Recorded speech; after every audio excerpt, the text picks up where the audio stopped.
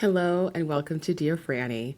I am your host, Francesca Hogi, and this is the third episode of season 6. And I realized I don't think I introduced myself. I think I just kind of took it for granted that if you're listening to the show, then you know me, which is why am I doing that? So I want to just take a moment to introduce myself or maybe reintroduce myself if you are a longtime listener of the show, part of my community. I'm so happy to have you here. And I just did another podcast with my friend Leilani Brown called My First Job.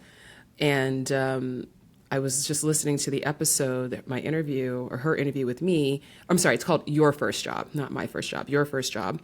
And she interviews people from different industries about their first jobs and just their lessons and their journey. And we recorded the interview probably about a month ago, but the episode came out today, the day that I'm recording this. And I just listened to it and I was like, oh, yeah, I haven't talked about this in a while. So I am not going to give you the full rundown of everything I talked about in that podcast interview. And actually, we will put it in the show notes so you can take a listen if you're interested. And also just in supporting that show, which I recommend. I've listened to some of the other episodes too, and it's really good. So, but I think maybe it's a little bit helpful to give a little context of like, who am I and why am I talking to you about romantic love? Like, why should you listen to me? And the reason that I think you should listen to me is, well, first of all, I'm very much a person who believes in you either resonate with what I say or you don't. And I hope that you resonate and you're listening. So that's, a good sign that you might. But if you're new, just know that everything that I'm saying is coming from a place of my personal experience, my professional experience, and just, all of these lessons that I've learned working with clients one-on-one, helping them with romantic love, but also just from understanding how life works and being a student of life, being a student of love. And that started as a young child. I was a very romantic child. I would read my older sister is 12 years older than me. And my sister is 12 years older than me. I wish I had a younger sister too, but I don't. And I would read her romance novels and I would read these stories of adventure and passion. And, they're always really dramatic because it's a romance novel. And I just loved the idea of having passionate romantic relationships and traveling the world and just having all these adventures. And when I think about my childhood, I think about how much thought I gave to love and being in love. And I had this desire to be in love. And I also had the benefit of having two parents who loved each other and they showed each other that they loved each other. So I'm very, very fortunate in that I grew up in a household where love was always at the forefront. Like I never had to, wonder if I was loved. I knew that my parents loved each other. It's something that, again, it's just such a blessing. And my father, who, even though he and my mom were totally, one of those meant to be couples. And by the time I came along, that's all I knew. But before I came along, before they met each other, my father had been married 3 times previously. So my mom was actually his 4th marriage. So the 3rd time was not the charm, the 4th was. And he used to talk to me about relationships as a child. He would tell me, the importance of focusing on character. He would tell me the importance of really paying attention to how any man that I was interested in, how he treated people, how he treated women, how he treated their mother, how they treated their mothers. He would literally point out to me people in our lives and he'd say, you see that relationship, you see how he speaks to her, or you see how, she's suffering being with that man. And I think about it now and I'm like, this is really pretty remarkable and pretty, this is I was destined to do this work because my dad was my first love mentor. And he would say to me, and he really drilled this into me, he would say that how important it was, to use discernment in whoever you are romantically involved with. And he'd say, you know, there are lots of guys out there who are going to want to try to dazzle you with their fancy footwork. That's what he used to say.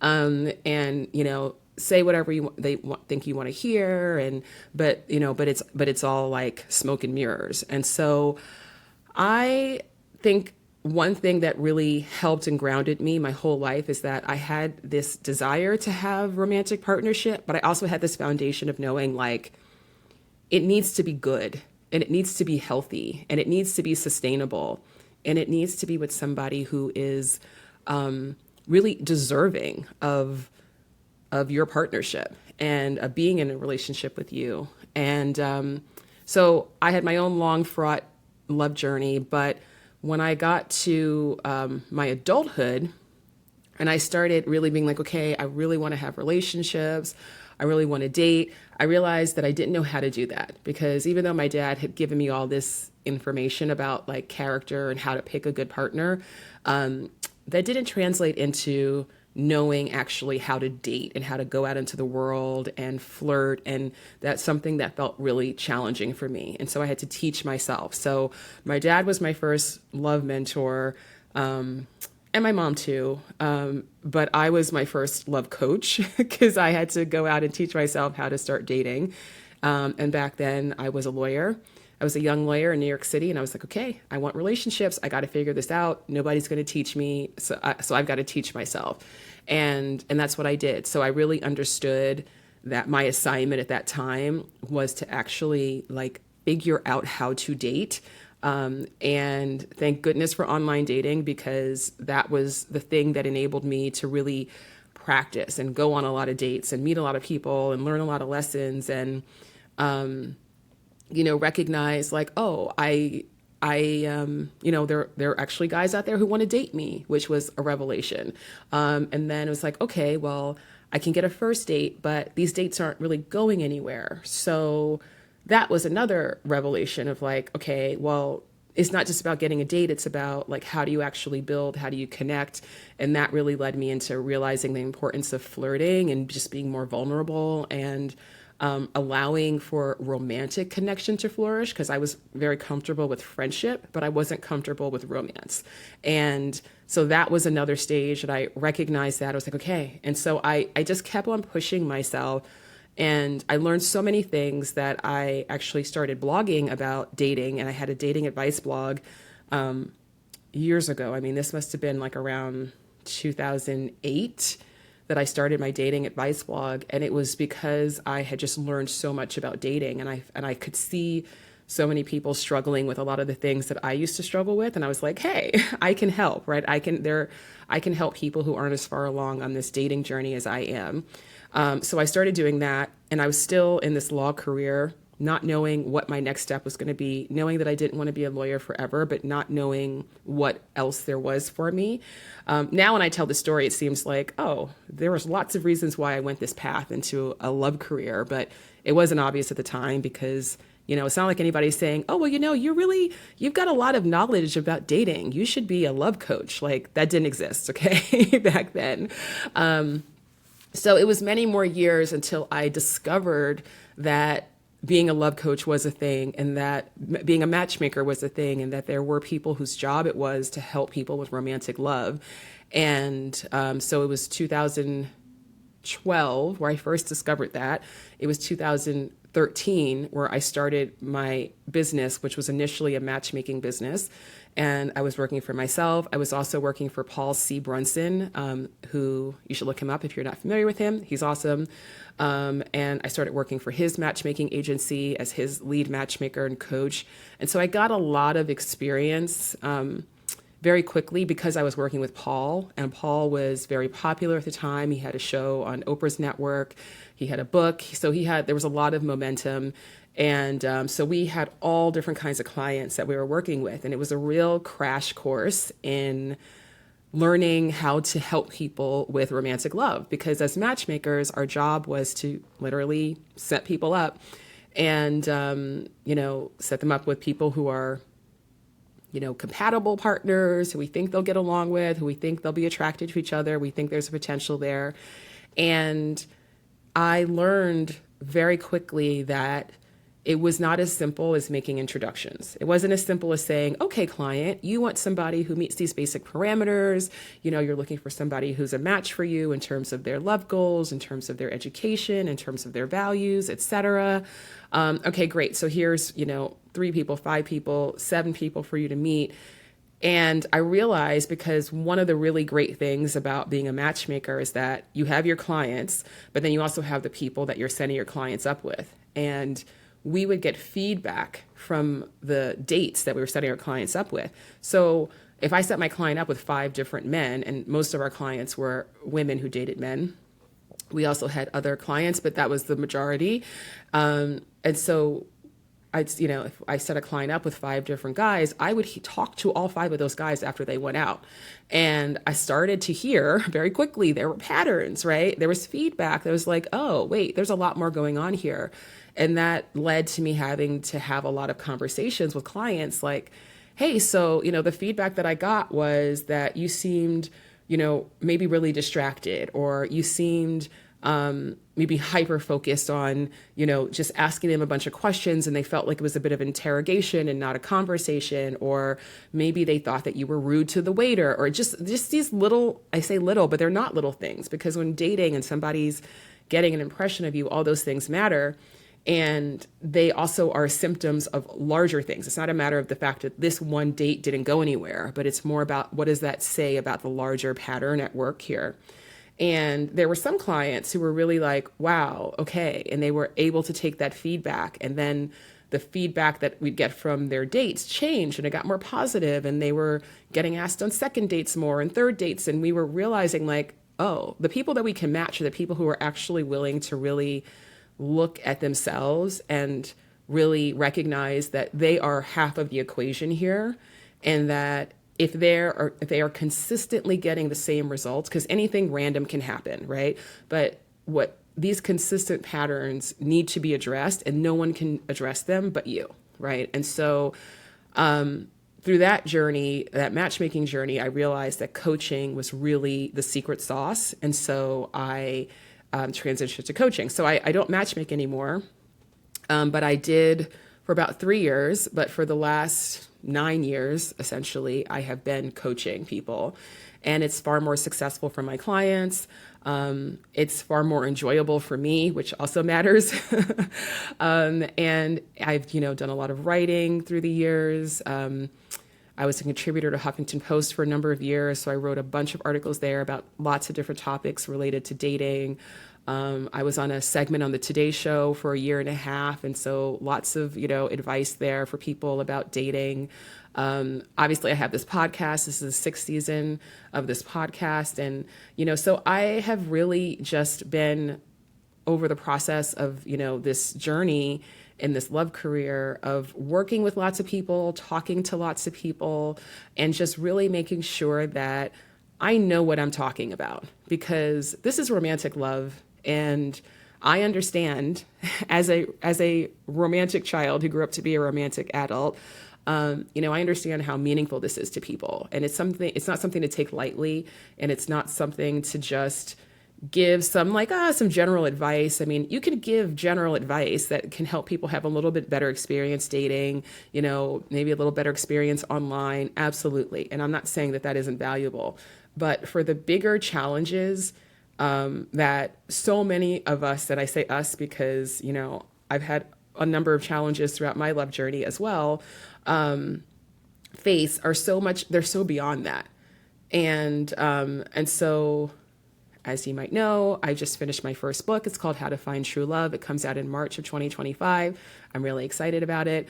But it took me all of this time to write this book because I really needed to make sure that I was saying something that other people weren't saying, number one. So other people weren't saying it, and that it was a book that needed to exist, and that I was the person who needed to write it. And so now that I've gotten to that place and I've written this book, it's been a really amazing, challenging, but wonderful experience. And I'm back podcasting. So that is a long but hopefully helpful bit of backstory about how I came professionally to do this work. And additionally to that, what I wanted to talk about today is something that I see a lot, and I've seen this, since the beginning of my love career with matchmaking, which is that, and it's this interesting paradox because when it comes to romantic love, there we simultaneously put it on a pedestal as a very special kind of love, and it has its own rules, and it's in its own category, and it has its own significance. And a lot of people think it's the best love and the most important love and the love that makes life worth living and makes you successful in life if you have that romantic partnership. So we simultaneously have it up on a pedestal, and also we are diminishing its power because we're not tapping into the true power of love. When we engage in these hierarchies of love and we say, okay, romantic love is this special category, it's a little bit actually erasing or overlooking the true power of love, because love is love, and in its many things, but it is a spiritual force, right? So love is spiritual. Love is not, it's not a physical thing. It's not a tangible thing. You can't put it in your pocket, but it is this spiritual force that exists within all of us and within the universe. And it is something that is infinitely abundant, which is evidenced by the fact that none of us ever worries about running out of love, right? You're not like, oh my gosh, I have to hold back how much love I'm giving this person because what if I run out, right? That's not something that you've probably ever thought, because that's not a thing, right? We understand that we have this infinite reserve of love within us. And of course, there's different flavors of love, different types of love. There's platonic love, there's self-love, there's familial love, there's romantic love, there's career love, there's body love, there's money love. There's all different ways in which we interact with the world, and love has a place in all of them. However, the fundamental qualities and characteristics of love are the same. And I see this time and time again where in the desire to have romantic love, people actually lose the power of love, because up on that pedestal, romantic love becomes this thing that is out there.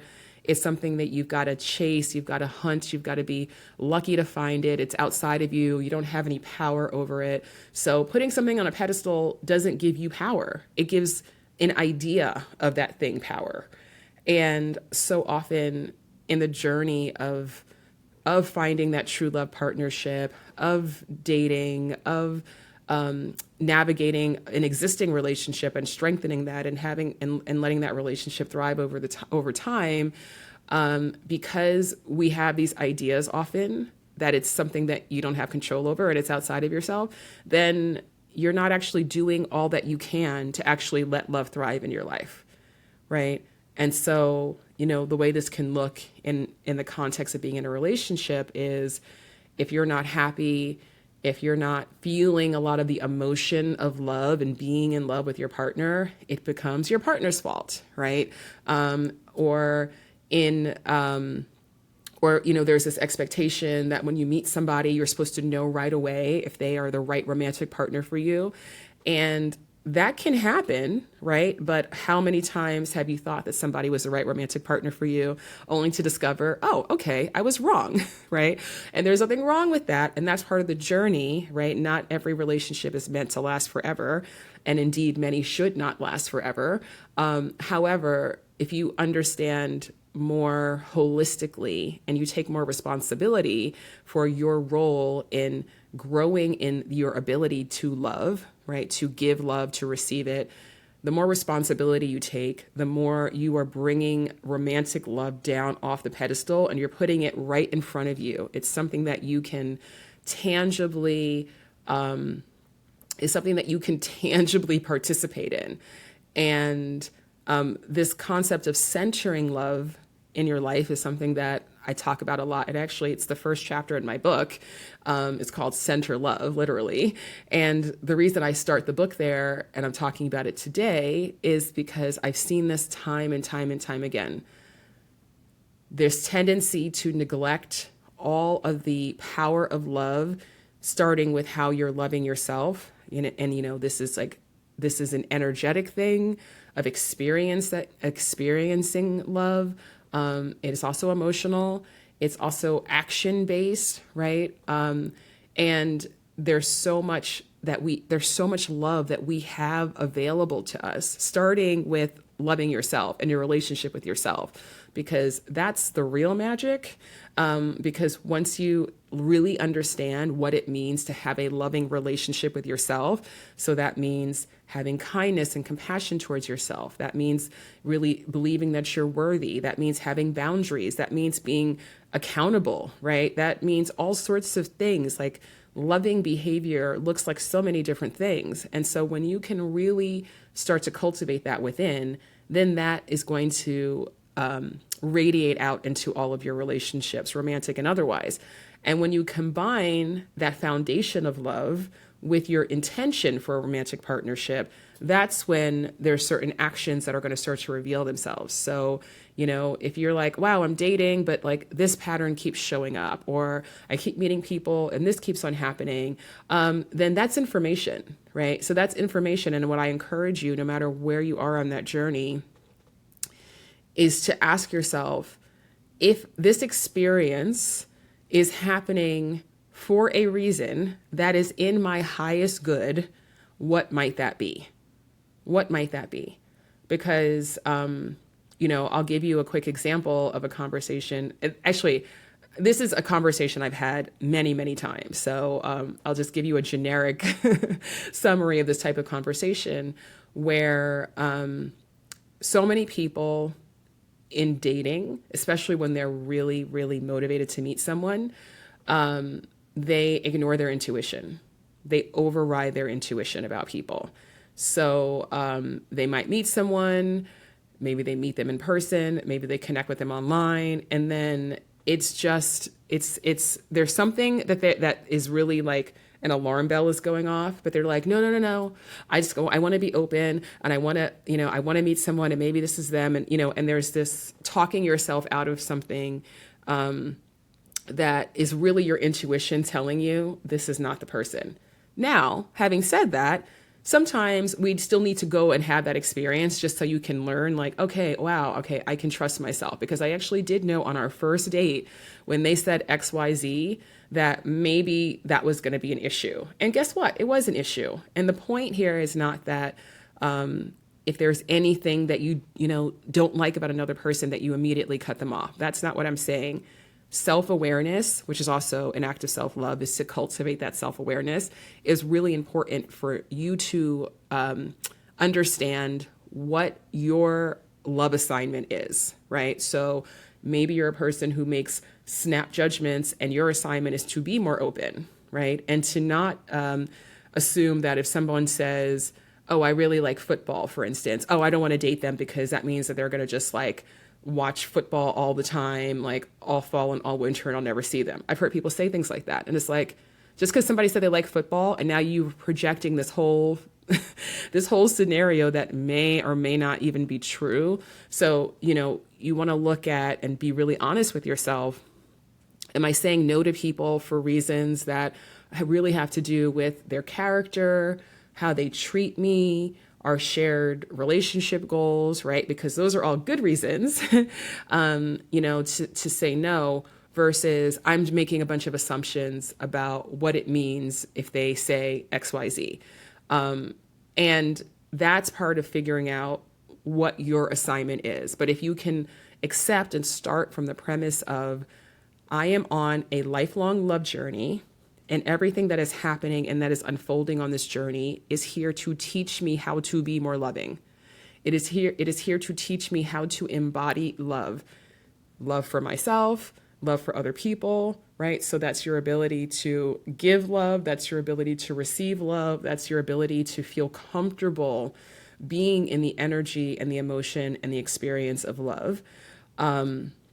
If you're willing to start from that point, and you ask yourself that question with that self-loving, compassionate curiosity that I'm often talking about, then you'll start to get answers, right? And so maybe the answer is, like, to use this example that I started with, wow, I actually need to start trusting myself more. And I need to start listening to that voice inside of me. And I need to start believing in myself.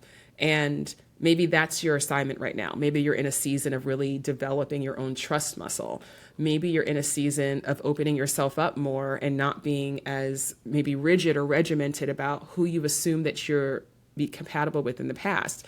Maybe you're in a season of exploration, or maybe you're in a season of like, actually, I'm really clear, right? And so now I'm actually ready to meet a person who I can build a relationship with because I've had enough experiences, I've had enough self-knowledge, I've dated long enough, I've had relationships, and I'm actually really, really clear on what I want my next relationship to feel like. And so I can tell really quickly whether or not someone is or isn't a match with that, or something else, right? So whatever it is, if you can start to identify it and then get curious about, okay, well, what might I need to do differently? What might be my next best step to learning this lesson or to breaking this pattern or to starting a new pattern, right? What do I need to prioritize that I haven't been prioritizing in the past? A big thing that a lot of people don't prioritize that I wish they would in dating is your self-care. Because if you're going on a bunch of dates, because you feel like, okay, I've got to go on dates. I want to meet somebody, so I've got to keep going. But if you're wearing yourself out, you're exhausted, you're uninspired, it feels like, this frustrating slog, then guess what? The chances that you're going to meet someone and make a really beautiful connection when you're feeling that way are just diminished. It is not impossible, right? However, you're not really setting yourself up to succeed. So if you can, and apologies if you can hear this siren because I am in New York City right now and there's a lot of sirens here. So understanding what that looks like for you, where you are right now, is so, so powerful. And it's how you start to reclaim some of your agency in your romantic relationships. And it's how you start to learn lessons. And it's how you start to get different results. You get different results when you learn a new lesson and you show up with a different energy, different behavior. So dating self-care is really important. Again, listening to your intuition is really important. Having boundaries is really important. Not being judgmental is really important. If you have a list of the things that you want to meet, that you want in a partner, nothing wrong with having that list, but you want to look at that list and just make sure, does everything on this list actually relate to the relationship I want to have? Or are these ideas that I have about the kind of person that I would be compatible with or that I would like to be compatible with? But am I actually holding myself back by, sticking to these rigid standards, right? Because think about all the people you've met in the past who met that were criteria. Did that make you compatible with those people, right? So, and an easy example that I always give of this is education. And I get this. Look, I am someone with an advanced degree, and I work with a lot of people who have, college degrees, advanced degrees, and they're like, I want somebody who's the same level of education as me. And I always ask them why, just because I want you to answer this question for yourself. And this is a good exercise to go through that list of characteristics that you're seeking in another partner, and just ask why, what does this actually have to do with my relationship? So I'll ask about education, and often the answer is, well, I want someone who won't be intimidated, or someone who is intellectually stimulating, or someone who can relate to my life experience. And those are all totally valid whys. However, is it true that every person with your same level of education won't be intimidated by you? No, it's not true. Is it true that there are people who don't have your same level of education who won't be intimidated by you? Yes, it is true. There are people who don't have your level of, of education who also won't be intimidated by you.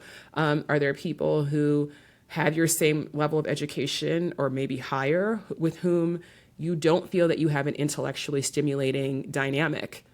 Yes. So if that's the case, then is it possible that there are people who maybe they don't have the educational background that you thought you wanted, but your ability to have intellectual stimulation with them is really amazing, right? And so, again, this is an easy example of just how sometimes there are these assumptions that we make, and there are these qualities that we use as a proxy for something else. And when I'm, encouraging you to go through this exercise, and if you're like, I don't have a list, well, then write a list just to even go through this exercise. Like, if I were to say to you, if I was still matchmaking and I said to you, hi, so I want to introduce you to someone really amazing. Let me know, what are the parameters? What are you, what are you looking for? Who do you want to meet? Right. And just imagine, what would your answer be to that question? And it's okay to have preferences, of course. But again, it's a powerful exercise to look at that list. And I always tell people, I'm like, I don't care how long the list is. You could have 100 traits that you're seeking on that list. Still, for each one, ask why, right? Is this actually connected to my relationship?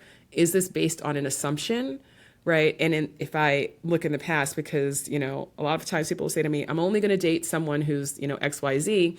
And it's because of my past relationships. And I was like, okay, so did your past relationship not work out because your partner didn't have this trait? Or did your past relationship not work out because the two of you couldn't communicate with each other? Or they took you for granted, or you took them for granted, or there weren't boundaries, or there wasn't physical attraction, or there were, so you got to start to do this, and this is what I do with my clients. Part of what I do with my clients is to help them to make sense of what has come before. But this is an exercise that you can do for yourself to at least start to get some clarity, because maybe in this season, your assignment is, I just need to go on dates with people who are nice to me and who appreciate me and whom I don't feel like I have to prove my worthiness to them. Maybe that's your assignment in the season, just so you can see that that's possible and you can have that experience and you can set a new bar for yourself, not in terms of, the boxes that this person checks in terms of their personal characteristics, but in terms of the dynamic and the experience of getting to know them and being in a relationship with them. So I'm going to wrap this up because I'm trying to keep these episodes on the shorter side so they are more digestible. But in all my years of working with hundreds of people at this point, and hearing from lots more, and my own relationship journey, I can just tell you that it's so easy to feel disempowered and like your love life is just happening to you. And I promise you that you have more power to shift things than it might feel at this moment. And if you feel powerless, then I really want to encourage you to start to get curious and set an intention and say, okay, if this Francesca person is right, and there is something more that I can do, that I do have power here that I'm maybe not tapped into, what might that be? That's what I want to discover. That's the answer that I'm seeking right now. That's my intention for this phase of my journey. So that curiosity, when you're asking that question with that compassionate curiosity, so you're not judging yourself, you're literally just getting curious, you will start to get answers, you will start to get feedback. And if you start to act on those answers and that feedback, then you will start to get different results. I promise. It's just the law of cause and effect in action, right? So know that you have that power. Thank you for listening. Please keep listening. If you're new to this podcast, I'm so happy to have you here. If you are a return listener, I'm so grateful that you are back for more. Thank you so very much. But I'm going to keep going with these episodes where I'm trying to give you a little bit of a deeper level of understanding about how love works and the purpose of your love journey. And my whole goal is for you to feel empowered in love, to feel empowered to really craft the romantic life that you want. And know that even if it takes time, because it might take time because you might not be ready for everything that you want right now. And also the universe's timing, it's actually better than ours, right? And so faith, trust, it all gets a lot easier when you can see the purpose, when you can see your role that you're playing, and it doesn't feel like it's out of your control up on a pedestal somewhere. But love is something that you can tangibly make real in your life, center in your life, and experience independent of having that partner And even if you do have that partner, even if you are in that relationship, being able to still experience love within yourself is what you want, okay? You never want it to be dependent on another person. When you come together with another person and you have that foundation of inner love, ooh, then it's beautiful, then it's juicy, then you get to have a really beautiful relationship. And that's what I want for all of you. So I thank you for listening. And if you enjoyed this episode, I do ask that you share it with someone who you think could benefit from it. And big shout out and thank you to everyone who's taken the time to rate the podcast, to review the podcast. We are 5-star reviews. I love it. I'm so grateful to you. And I'll be back next week with more. So until then, wherever you are in the world, take good care of yourself. Know that you are loved and you are loved. And I appreciate you. Thank you so much. Till next time.